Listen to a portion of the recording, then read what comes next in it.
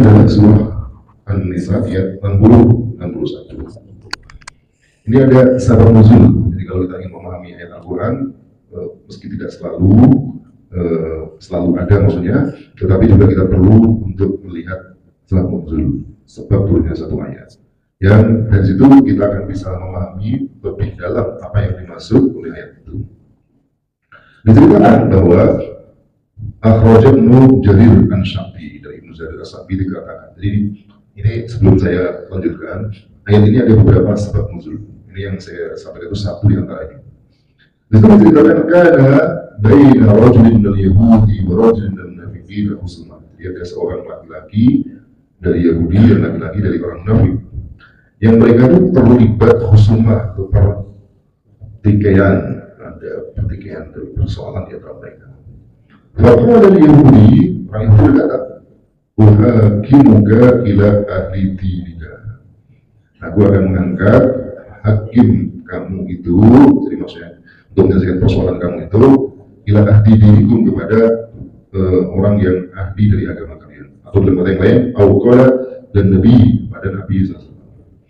Orang Yahudi itu justru mengajak kepada Yahudi, ya kenapa? Li'annahu alima annahu la yakhudul riswata bil hukmi, karena beliau tidak mengambil riswah atau suap dalam memutuskan perkara. Lalu kemudian mereka berbeda pendapat kepada siapa mereka akan berhukum, meminta tunduk pada siapa.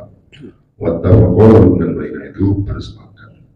Untuk apa? Ala ayyas tiana kahinan, ya, fi Juhainah. Jadi mereka sepakat untuk meminta hukum atau keputusan kepada kahin. Setelah itu dukun dari Juhainah, dari suku Juhainah. Lalu turun ayat ini. Jadi dari ayat ini kita bisa bayangkan, jadi itu ada dua orang, laki-laki dan Yahudi, berselisih, husumah, berselisih mereka. Lalu dalam perselisihan itu mereka berunding siapa hakim kita, gitu. Nah mestinya kan kalau disebut munafik itu maksudnya ada dalam ayat itu rajulun ansor, jadi maksudnya dia itu laki-laki dari kalangan Ansor yang duduk Madinah. Berarti dia secara zahir mengaku dirinya muslim. Nah kalau dia muslim, harusnya kalau ada berhubung kepada siapa? Kepada Rasulullah. Tetapi dalam kasus itu yang terjadi adalah justru orang Yahudi yang mengajak kepada Rasulullah.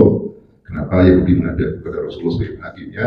Karena dia dalam hal itu dalam posisi benar. Nah kalau posisi benar, dia akan dimenangkan oleh Rasulullah, karena Rasulullah tadi la yakhudul riswata, tidak mengambil riswah, gitu.